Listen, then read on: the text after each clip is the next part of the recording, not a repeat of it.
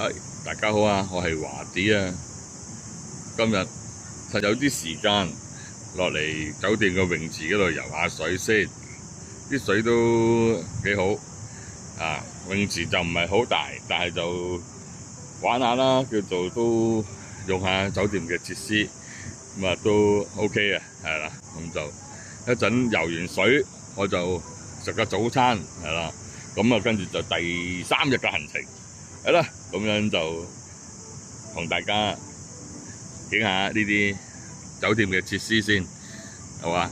咁啊，再見，拜拜。